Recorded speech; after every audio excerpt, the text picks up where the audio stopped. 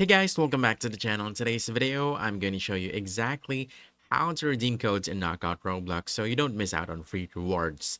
Now, codes are one of the fastest ways to get spins, ice, and boosts, especially when brand new codes drop. So here's how you do it step by step. First, you want to load into the Knockout lobby.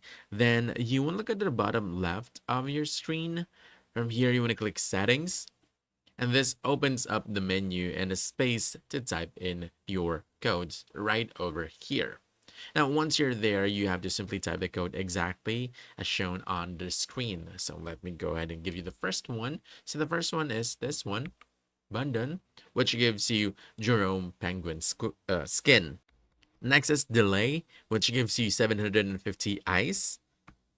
And finally, we have Love, which gives you 3 spins, which I already redeemed.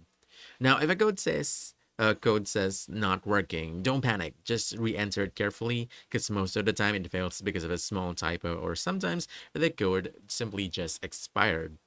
Now, every time new codes are released, they usually give insane rewards like spins, ice, or special items, so it's worth checking regularly.